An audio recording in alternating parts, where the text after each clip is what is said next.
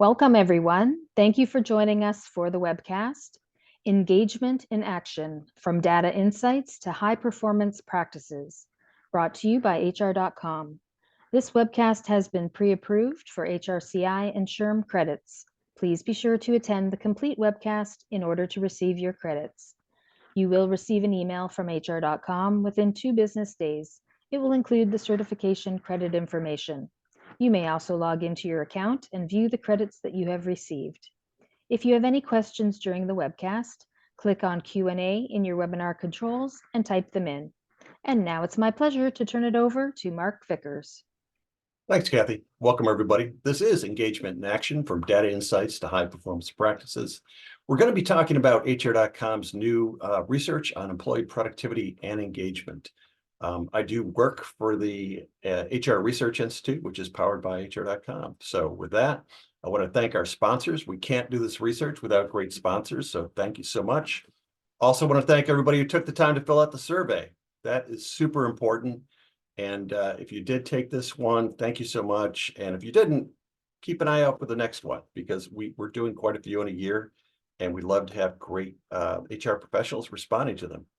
In this one, we had 243 HR professionals responding in virtually all the industry verticals.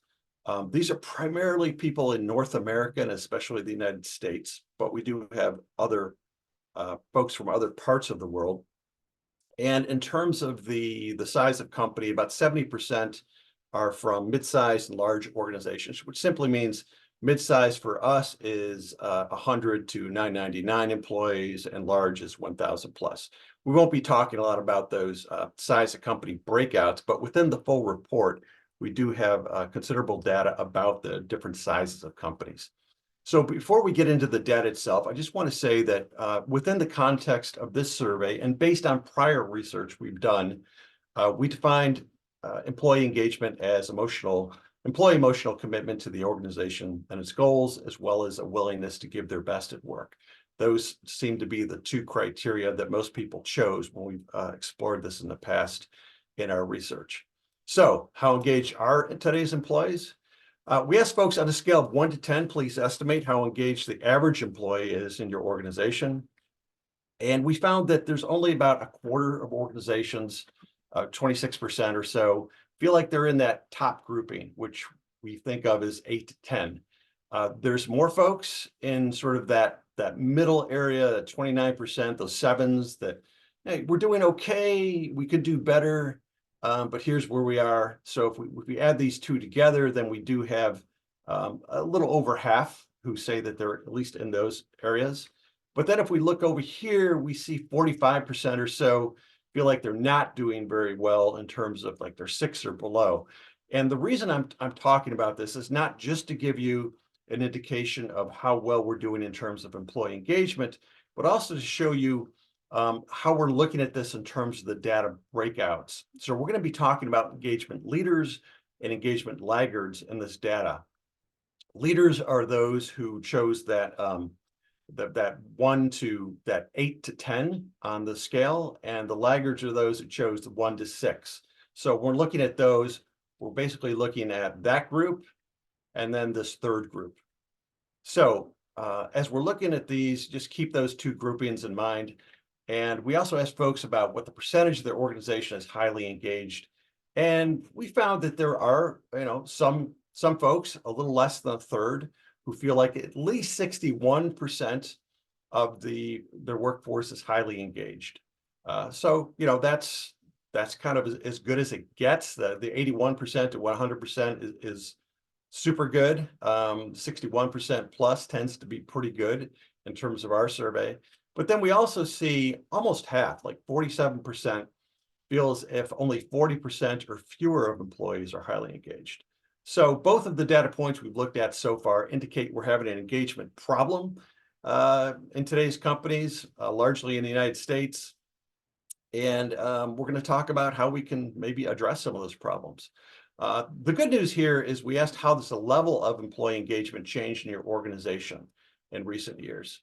And we did find that there's more companies feeling like it's going up right now than down. Now, we haven't always seen that. Sometimes we've seen higher numbers going down than up. So we feel like we're getting a little better over the last year or so.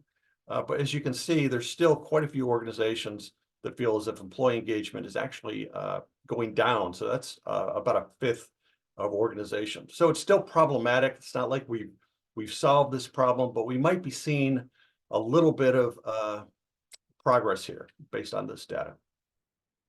So we looked at this by the leaders and the laggards. And as you can see, the leaders are way more likely to feel like engagement is going up in their organizations. So we have 56% to 19%. So, that's almost, 3 times basically.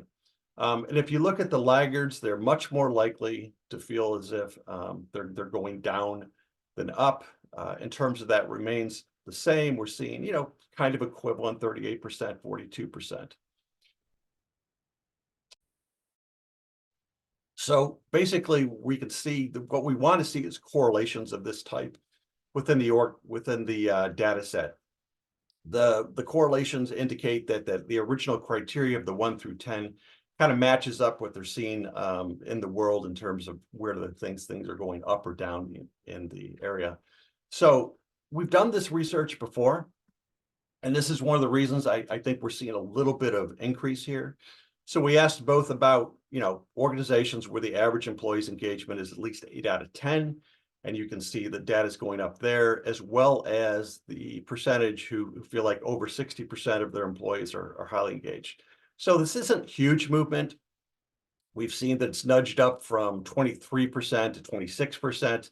So this is within the margin of error. This isn't something that we can say, wow, we're seeing some great movement here. We're not seeing massive movement, but there are some indications that we might be seeing a little bit of help from 2023 to 2024. We really felt like 2023 was not a good year for employee engagement. There's other studies out there that also indicate that it wasn't a great year for employee engagement. Some of the standard stuff like Gallup and some of those other sort of top companies that do engagement research have also indicated there have been some problems. So we're seeing some of those, but we think maybe there's an uptick this year, and we're hoping that's going to be a continuing trend. Another thing we ask is whether organizations actually measure employee engagement. And if they measure it, then we tend to take the data they give us more seriously. Otherwise we feel like they're kind of guessing at the data. Now, it doesn't mean everybody who measures has a great idea, because they may not all measure in exactly the same way. But we do find that almost 2/3 or 64% do measure employee engagement in some way, but that still leaves a little over a third not really measuring it at all. So to the degree that they're responding to those previous questions, they're kind of going from their gut. Maybe there's smaller companies in some cases that just sort of have a feel for what's happening within the organization. They feel like, we seem pretty engaged during our weekly meetings, or we don't. So it's not like it's based on nothing, but we do advocate measuring engagement. We feel like the data is going to be better there. And another reason we want folks to measure it is because when we look at this by the leaders and the laggards, we can see that the leaders are twice as likely to actually measure engagement. So we're all familiar with the old saying that, what gets measured gets managed. That does seem to be the one of the issues in employee engagement. So the degree to which organizations are measuring it, they seem to be having more success, or at least feel they're having more success. So that's the good news on the measurement. Of course, the laggards, maybe they don't have a complete understanding of their own engagement because they're not measuring it. So we have to take that into consideration as well as researchers. All right. So all this data came to you pretty quickly. We have a lot of data because we covered both engagement and productivity this year. In the past, we've covered only engagement. We wanted to incorporate productivity this year for a number of different reasons, because we're seeing really strong correlations between productivity and engagement, and because there's a lot of technologies out there that are affecting both. So key takeaways here is measure engagement. We see this correlation, strong correlation, between the degree to which organizations are measuring it and the degree to which they feel like they're succeeding here. So determine about how engaged the average employee is. That's one way of looking at this data. It's one way we looked at the data. determine how many employees are well engaged. And you have to define what's engagement within your organization. You have to figure out the metrics you're going to use, the scales you're going to use, and some of those things. There's lots of information on the internet, kind of showing how to do this, and there's lots of ways of doing it. You'll have to pick the best one for your organization. But I do think looking at some of these overall data points makes sense. So to the degree possible, compare your findings to levels in competing organizations. Now, this is really hard. I got to say, it's often easier to look at things like profitability, especially if you're in a public firm and things like that. It's often difficult to get directly comparable data from other organizations, but there are ways of looking at it. You can look at the employee review and feedback platforms. There's a number of them where employees are talking about, how good their job culture is, how well things are going on for employees within those organizations. There's social media platforms. Some people actually do post about what's happening in their own organizations, and that can give you some idea.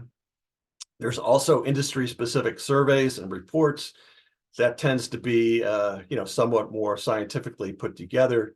There are industry events, and everybody here has been to an industry event. You just talk to people, right? Like, how's engagement in your organization? What's happening? And people will give you, there's some subjective opinions very often, but sometimes they're basing those opinions on real engagement surveys or quarterly surveys and what have you. And you can get a decent idea of what might be happening in those other organizations. There are also organizational awards and things like that, like best employee practices or employer of choice, those type of things. You'll see the awards. You won't always get a direct feel for all organizations, but you kind of know who's at the top and who you might be able to learn some lessons from. And then there's also market intelligence services that can provide some data of what's going on in other organizations. So there's lots of different ways. These aren't all of them, of course, but there are ways of trying to gain some information about what's happening in other organizations. All right, but how do you measure engagement? Well, that's the tricky part. As long as I've been in the business, surveys have played a really important role, and we see that they still play an important role. So 81% of organizations that measure engagement actually use surveys for this. The retention turnover rates is also a popular way to look at what people are feeling in terms of engagement.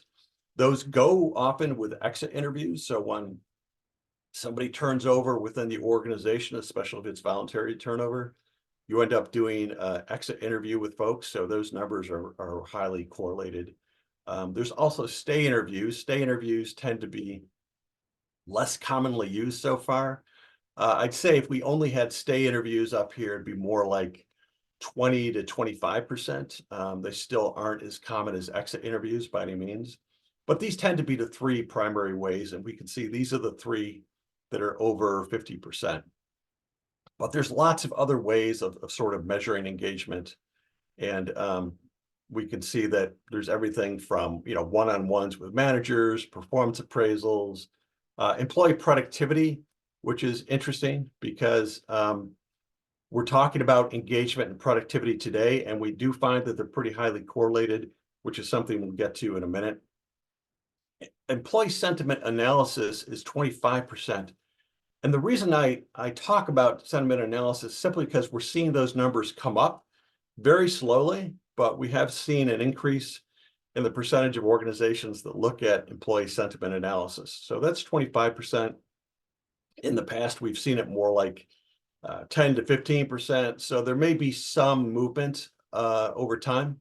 This might be because artificial intelligence and things like that are increasingly incorporated into analysis of what's happening in organizations, and AI tends to be part of sentiment analysis in a lot of different providers in this area. So those two things may be correlated as well. So lots of different ways of measuring employee engagement. Are there best ways? I think it's really going to depend upon your organization, but there are a number of different ways. We haven't covered all of them in the survey. So it's something to really think about, maybe have a task force to think about. if you have it in your organization.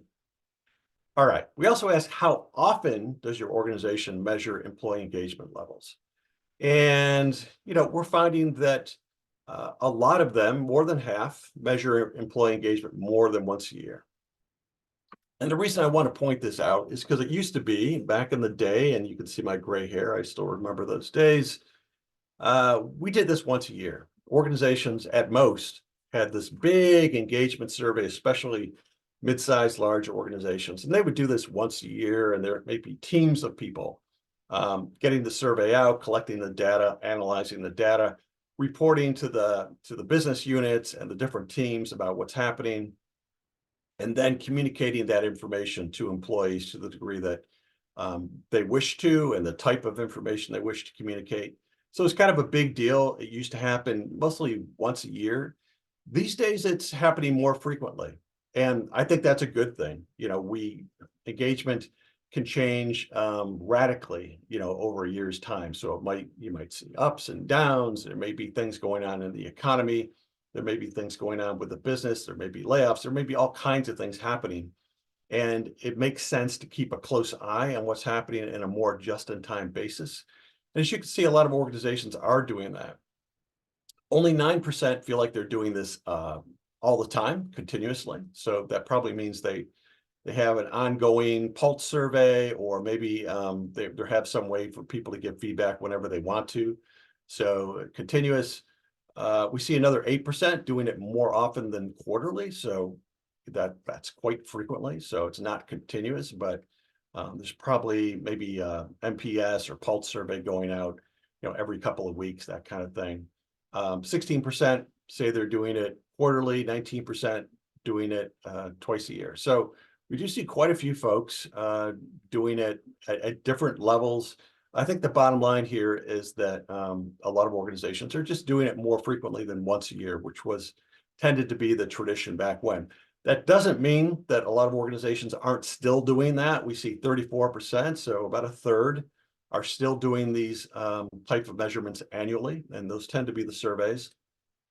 And we see another 10% that are probably just doing it when someone's asking about it, more on a just-in-time basis, but they're doing it less than annually. So maybe it ends up being this big deal within the organization, and they don't have a regular schedule for doing that. All right, so key takeaways here are, first, to use metrics that make most sense to your organization. It does not make sense to measure certain types of engagement, certain types of organizations, if they're not valued by leadership within the organization, for example. But I do think it makes sense to use multiple metrics to get a well-rounded picture. Often when we do this research, we find that the engagement leaders tend to do the research more often, tend to do the measurement more often to get the data, and they have multiple metrics. So that tends to be a best practice. It's not a huge distinction in terms statistically this year, but we do see people trying to get multiple metrics, and getting them more frequently tends to be a best practice. It doesn't mean more frequently is always better, especially if you're doing it badly. So there's a lot of different caveats there, but generally speaking, that tends to be how it works. So consider the frequency with which you measure. Maybe it only makes sense to do it twice a year or quarterly. Maybe you want to do it continuously and have a good tool for doing that. Explore some of the new techniques like sentiment analysis, which, as I indicated, might become more powerful and prevalent in our current age of artificial intelligence. I know generative AI is all the talk now. Some of it's hype, some of it's not. But increasingly, I think the price or the cost of doing sentiment analysis will probably come down over time. And so those might be tools that you want to use, or they may not be. Maybe this is something that your organization doesn't want to do. Employees don't want their sentiment analyzed on a regular basis based on things like communications and emails and those type of things. So it's always going to be a choice and a discussion within the executive team and the HR team. But I do think that this is probably becoming more prevalent over time. So Alfredo asks, are there any tips and tricks for employees scattered across a state, working at different work sites when it comes to employee engagement, especially any tips for an organization resistant to change. That's a big one, Alfredo. I got to say that the tips for organizations resistant to change, I think the first thing you need to do is look at your culture change initiatives. We do research specifically on organizational culture, so I would recommend going back and looking at our research in that area. And that tends to be a pretty complicated area, and we could probably talk for a couple hours just on that. But leadership plays a key role. In almost every case, leadership is really important to culture change. And leadership not only needs to send the right signals, but obviously they need to, as the tradition goes, walk the talk. They can't just say what they want and not show people how to do those things. So I think one of the main things to do to change a culture is get leadership really involved and have them really model the correct behaviors and communicate the correct messages. That can help. That's not the whole thing, but I think that's one of the main things. In terms of people being scattered across a state, working at different work sites, I think that the ability to manage remote workers is a task unto itself and an art unto itself. We also do research on remote work, and there's some suggestions in there. There's no one best practice. One thing I can recommend is to have more frequent one-on-ones with well-trained managers. So you may have a Zoom call or something like that with people on a regular basis on direct reports. And that tends, I think, to give to direct reports a better feeling for engagement and to maybe to manage that engagement better. But you have to have good managers to do that. So that's part of it, is to develop those good managers. So I hope that's helpful. I think it's a important question, but it's one we could talk about for quite a while. All right. So have some employees quietly quit. So quiet quitting was all the rage for a while. It's still sort of something that people are talking about. And quiet quitting simply means basically employees are doing the bare minimum required at work. So it is sort of intellectually and conceptually tied to engagement. It's also intellectually and conceptually tied to productivity. So we felt like we should ask a question about this, since we're covering both engagement and productivity here. And so the idea during the big media talk about this, and it's still ongoing, but I think there was sort of a peak quiet quitting number of news articles and business articles on that. And there's sort of an indication, well, everybody's quiet quitting, everybody's working from home, and they're not doing much, and they're sort of kicking back and just doing the bare minimum to get through the day. And I think some of that seems to be going on. Now, we have to take everything with a grain of salt, because a lot of this is sort of probably subjective. But we do see a number of organizations feeling as if, yes, it's super prevalent with us, but that's only 7%. And we see, yes, around half of employees are sort of quietly quitting within the organization. So it's not a majority. It's not even quite a third of organizations reporting this, but it is something to think about. Now, there is 5% saying, look, nobody's doing that within our organization. And then there's another 5% who's saying, look, the whole idea of quiet quitting is just irrational, because if it means people are only working 9 to 5, then that's great. We want people working 9 to 5. And if they're if they're stopping working at 5, look, that's how they're being paid. So the whole idea of this is sort of irrational. That's what we want people doing. So this is sort of making a mountain out of a molehill here. And there's a lot of discussion about that. I'm not taking any sides on this, but it is interesting data, and this is something we wanted to cover. And that's kind of what we found. When we looked at this by the leader and the laggard data, as we would expect, we found that the leaders are way less likely to feel like there's quiet quitting within their organization. We can see about half of laggards, I think it's 51%.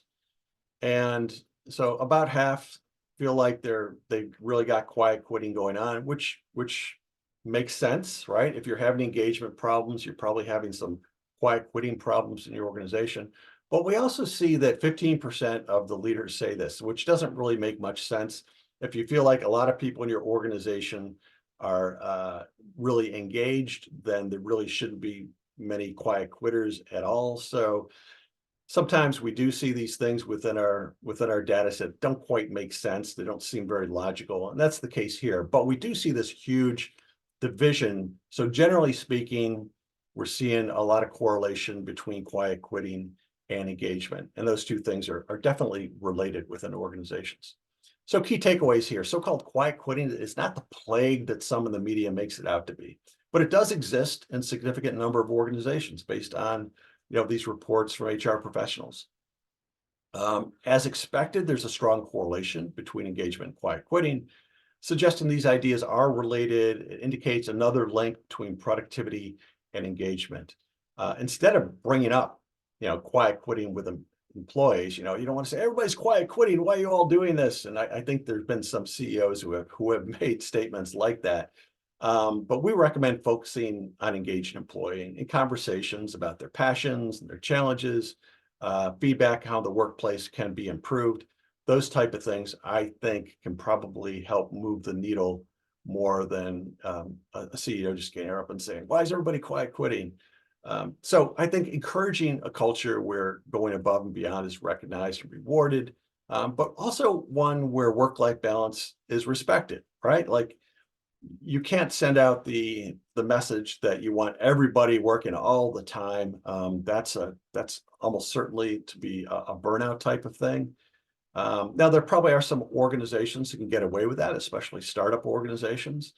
And maybe that's a message, and maybe everybody who doesn't want to do that leaves, and the people that do want to do it stay. So in some cases, it may make sense from the perspective of certain corporate cultures. But generally speaking, I think it's probably better to express respect for work-life balance in general, while wanting people to really be invested and engaged in what they're doing.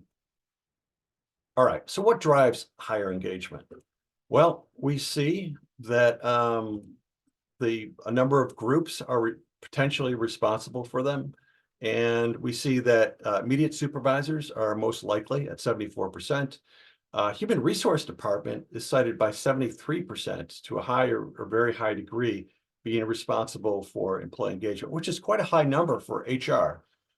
We have seen HR kind of taking, from its own point of view, more responsibility for engagement within organizations. I think always it's been immediate supervisors who are most strongly correlated with this.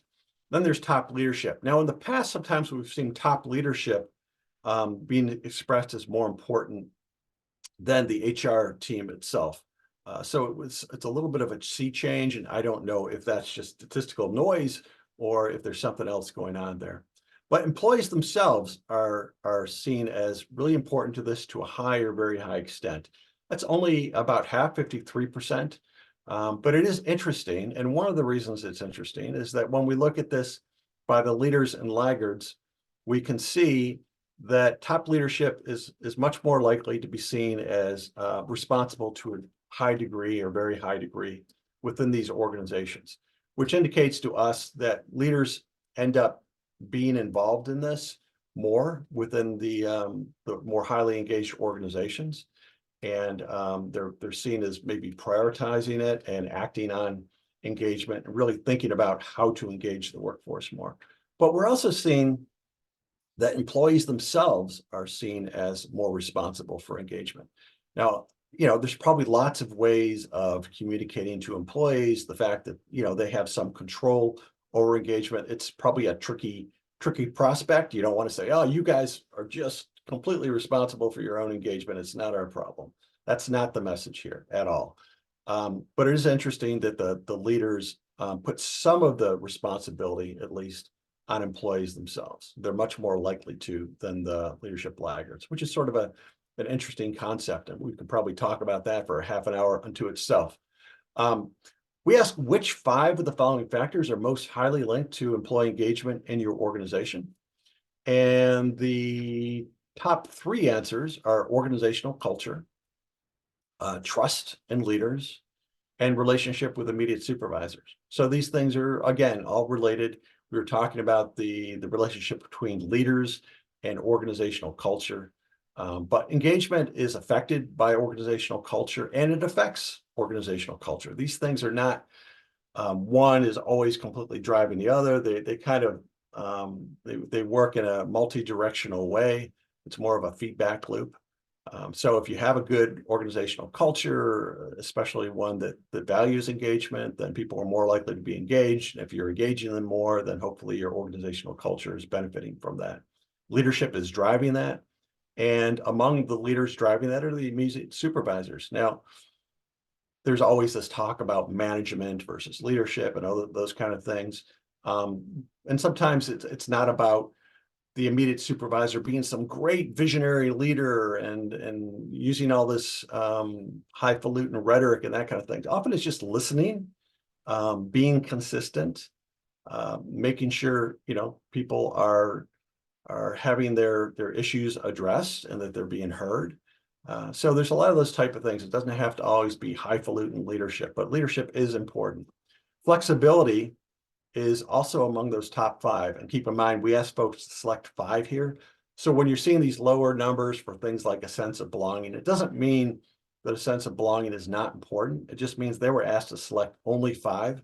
And that wasn't one of the 5 selected by more than 32%. So it's important to read the data correctly. Flexibility is important in time and location. Remote work has made things more flexible over time. It's seen as important by HR. And opportunities for career growth is also widely seen by HR as quite important to organizations. We've done research specifically on career growth. I won't get too much into the weeds on that, but we're seeing this increase in prioritization of career growth development, both for employees themselves and for HR and L&D professionals. We asked which of the following is true in your organization. So this is more of a question just trying to get a feel for the culture within different organizations. And we found that well over half say they offer flexible work arrangements. Since remote work, more organizations are tending to be more flexible in terms of where people are operating, often when they operate, and those type of things. 52%, so about half, say they have activities intended to nurture a positive corporate culture. So that again comes up within here. Corporate culture is super important. We also have people provide employees with career growth advice and opportunities. So also super important. The career growth is often tied to the upskilling and reskilling things that are going on within today's organizations, which tend to be driven by a lot of factors, changing business paradigms, often changing technologies. So those are the 3 things that are seen as most important. But there's a lot of other stuff here. When we look at some of these other areas, maybe they're not at the top 5, but they tend to be quite important. Like employees are encouraged to manage their own engagement, cited by 31%. And as we said, that's something correlated with more successful. Senior leaders prioritizing engagement, only 26% say that happens within an organization, which strikes me as quite low. If senior leaders aren't prioritizing that. I know senior leaders have a lot on their minds, right? So it makes some sense, but it just seems like such a low number and probably is indicative of why a lot of companies are having engagement problems. A lot of organizations, only 19% say they're investing enough in engagement-related resources. So it's not something that organizations, a lot of HR professionals feel like their organizations are investing in enough. And then there's things like most of our managers are highly skilled at fostering engagement in individuals and teams. Only 9% say that.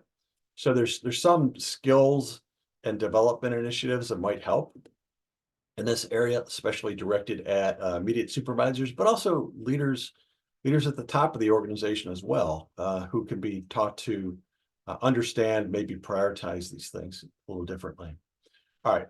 When we look at this by the leader and laggard data, we see that we see a lot of things, but leaders are much more likely to prioritize engagement in these types of organizations. And they're much more likely to say their managers are highly skilled at fostering engaged individuals and teams. Now, it's not everybody, it's not all the leaders, but like they're far more likely to say that that's true in their organizations. We asked, to what degree does your organization do the following? Maintain positive work culture is the top one, around 50%. But listen carefully to employee feedback. This is where I kind of mentioned listening before. Listening tends to be strongly correlated with employee engagement. And we do find that organizations that feel as if they're listening better tend to have more engaged workforces. Now, what we're not seeing very much is investing in programs intended to boost engagement. We just talked about that. So this is another data point showing that. And train managers in how to engage employees. Again, the number is pretty low there. So these are two different questions, two different data sets, but there are some similar findings, which is what you want when you're doing research like this. So key takeaways: when possible, ensure that leaders are prioritizing and understanding employee engagement. Develop them in such a way that they really understand how to boost employee engagement. Enable career developments, and make sure that managers and HR and L&D professionals, that they all have the proper skills and the tools to facilitate career development if you decide that that's important to your organization. Empower employees to influence their own engagement at work. Invest in engagement-related resources. A lot of organizations are not really doing that. Maybe they're measuring that once a year. Maybe that's where their budget is being spent, all on this big survey. But there needs to be more than that. And cultivate a positive corporate culture. That's sort of just table stakes for this. We also asked, what actions do leaders in your organization take in order to boost engagement? And we see a lot of high scores here. I do want to mention that in this case, we're only asking people that felt like their senior leaders prioritize engagement. So this is sort of a best practice slide. All these leaders in these organizations where they are prioritizing, they're taking time to listen, they're building trust, they're recognizing superior contributions, et cetera. So key takeaways here is develop leaders who have great listening skills. They know how to build trust. They know how to recognize superior contributions and foster collaboration, do all this good stuff that we associate with leaders. And when you have those folks doing that, then you're basically going to have a more engaged workforce for the most part. So what's the impact of high engagement? Well, top 3 issues impacted are organizational culture. Again, we have that feedback loop between culture and engagement. Retention. A highly engaged workforce is more likely to be retained, according to this survey. And productivity. If you're more engaged, you're more likely to be productive. So key takeaways here is decide what factors you want to influence. You want to influence your engagement programs and policies. Once you made that decision, measure the correlations for things like productivity and retention. And if it's culture you want to influence, it kind of gets a little trickier. There are ways to do it. You could try like setting clear culture objectives. What do you want to influence? Is it teamwork? Is it innovation? Is it satisfaction? Use those appropriate measuring tools. It might be focus groups. They might be the surveys. You might look at things like the exit interview data, behavioral changes, and all those kind of things. So it's a little trickier to look at corporate culture. It's a whole art unto itself. Let's get into productivity, which is the other part of the survey. Now, this survey descended from an engagement survey, so we definitely have had more information on engagement than productivity. But we did want to get into productivity this year for some of the reasons we were mentioning here. So in comparison to other organizations in your industry, how would you rate the average productivity of employees in your organization? And we see about half of organizations feel as if their productivity is above average or well above average. And that's kind of good news. But then you see a lot of folks that feel like, we're doing okay, we're kind of average. And then some folks at the bottom end. Probably next year, we'll do a 10-point scale just so we can directly correlate that with the engagement. But if we do kind of double the scale, it is sort of similar to the engagement data. So I don't want to indicate that we're either great or terrible at productivity, but only 11% feel like they're well above average here. So, which does indicate, we're just not maybe feeling people are as productive as they could be. And by the way, the same thing that was shown by the Bureau of Labor Statistics data shown over the last several years, we have seen some real productivity issues. But in 2024 and toward the part of 23, we have seen this increase in employee productivity as measured by the government. So we've kind of gone through a dip, and now maybe we're seeing some increase. We don't know how long that's going to last. Is it going to be long-term, or is it just a short-term thing? What are the three most common ways and productivity is measured? Now, this is a huge issue. Again, we could probably just have a presentation strictly about measuring productivity. How is it done most commonly among this group? Goal completion. So, for example, percent of objective met. That doesn't mean that that's the only way to measure goal completion, but this is the one that by quite a large margin was selected by respondents. There's other things like satisfaction engagement, like responses to surveys, which is interesting because we've seen in both cases that one way to measure engagement is productivity, and we're also seeing one way to measure productivity is engagement. These two things are really highly correlated and tied together conceptually, and it's another proof of why we probably should be thinking about these two things at the same time. There's also things like quality assessments. So things like defect rates or customer satisfaction. You can get into the manufacturing type of quality rates, and you can get really statistical about it, like using Six Sigma and those type of things. But not everybody's working for a manufacturer, so it really depends upon how deep you want to go, how many statistics you want to really delve into. There's things like customer retention rates, for example, percent of clients who stay over a period of time. There's lots of different possibilities when you're thinking about customer retention. So these are some of the most common ones. Then there's things like efficiency metrics or revenue per employee. Most organizations can look at maybe profits per employee, revenue per employee. It may not be the best measurement in the world, but it can give you an idea of the efficiency within your organization, or just basically how you're doing overall. Sometimes it makes sense to chart that over time. Output measurements like output per hour, that you can use that in services work and things like that. It tends to make more sense in manufacturers and things like that. Okay. And then there's 16% or 18% rather that don't measure productivity at all, which seems like a pretty high number. When we look at this by the engagement leaders and laggards, we see what we've talked about before, which is a strong correlation between engagement and productivity. So to the degree that which organizations have engagement leaders, those leaders are much more likely to feel like their productivity is well above the average and the norm within the organizations, whereas the laggards are much more likely to feel like their productivity is only average or worse. So that's the correlation between productivity and engagement. We did look at this just by productivity data. So we were looking at productivity leaders as well as laggards. And so we have a little bit of data on that. We asked about the three most common ways employee productivity is measured in the organization. We did see that customer retention rate was one where the leaders are well more likely to say, productivity leaders are much more likely to feel like they measure customer retention rates. But you can see some of these other areas as well, things like quality assessments, defect rates or customer satisfaction, some of those type of things. But in all four of these areas, we see some differences. But the big one is here in customer retention. So key takeaways. There are lots of ways of measuring employee productivity. Decide which ones that are best for your organization. Manufacturers, that they tend to have the easiest time in measuring productivity via traditional metrics like output per hour or per employee.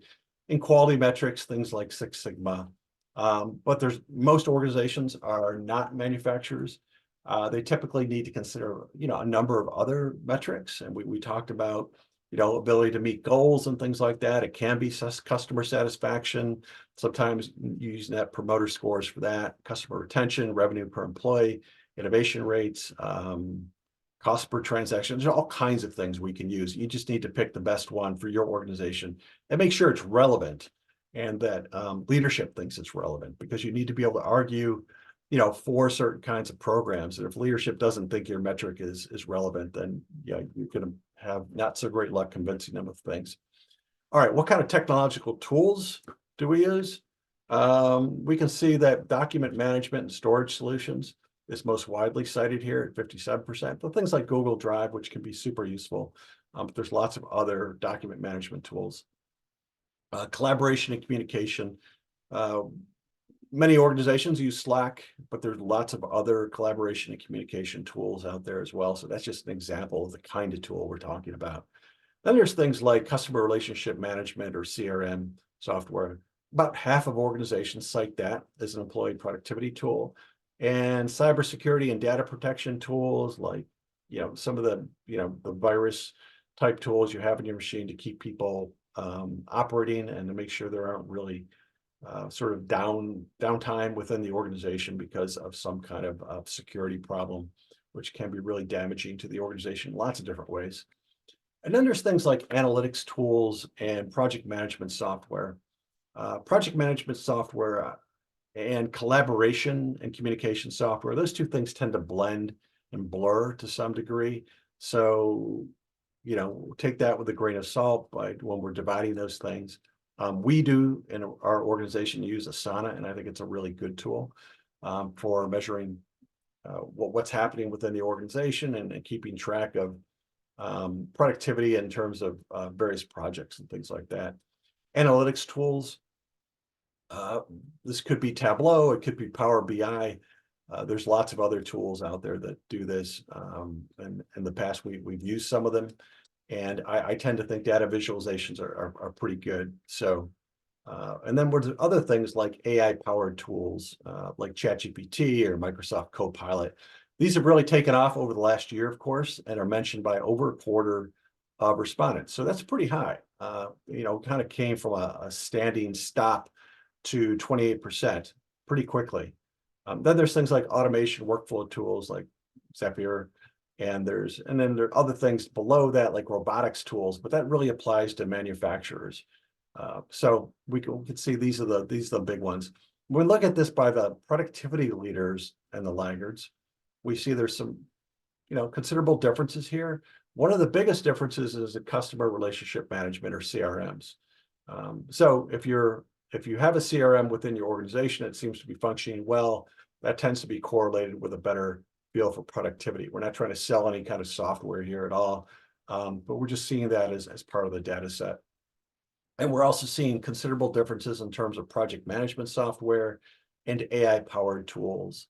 Organizations do seem to be seeing some kind of productivity benefit by using those type of tools. I know we're still closer to the beginning than the end of that process. Guess which of the three do you find most effective in boosting productivity? And we do see clear goals and expectations. So we're moving away from the technology and more toward just good talent management. Document management does come up here though, and supportive leadership, which we've seen in other cases. So we ask people to pick the top three. All right, key takeaways: assess your productivity related technologies and tools. Collaboration tools like shared drives and messaging platforms do seem to be valued and correlated.